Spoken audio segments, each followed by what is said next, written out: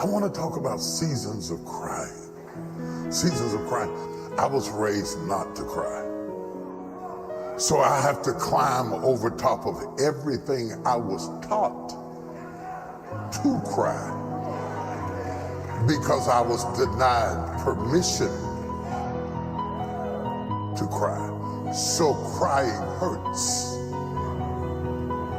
And when crying hurts, my soul has no way to irrigate itself from the stress it has incurred. Grief doesn't leave if tears don't flow. I need to be able to release. I need to be able to cry. Hear me, brothers. I need to be able to cry. Not crying doesn't make you stronger, it makes you sick. I don't walk around crying all the time, but when I need to cry, I need to let out. There are seasons in your life where you are mourning, and don't nobody have to be dead. You can be mourning the job you lost, the house you didn't get, the age you're at, the stage you're at. You can be mourning the lack of companionship. There are a lot of things you can mourn about that create a season of crying. Whether you see him do it or not, he cries. He may wait till you sleep, but he cries. And thank God he does. Because if he doesn't, he's going to die or commit suicide or drive his car into a river. Tears are a gift from God to ventilate the soul when you have ingested too much pain. Tears are a sign to God, I need you. There is a cry.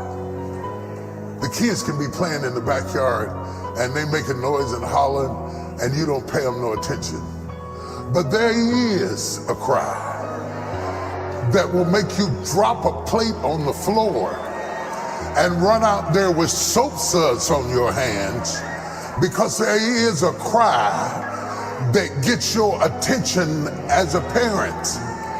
As it is with you, so it is with God. There is a cry that will get God's attention, that will arrest him and stop him in his tracks.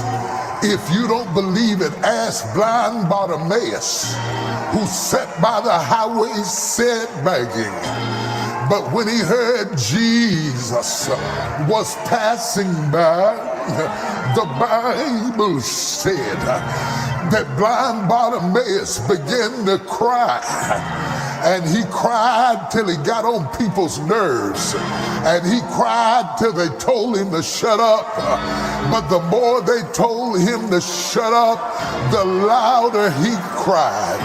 And the Bible said, can I preach a minute? The Bible said that blind Bartimaeus cried till Jesus stood still. There is a cry that will arrest the Lord.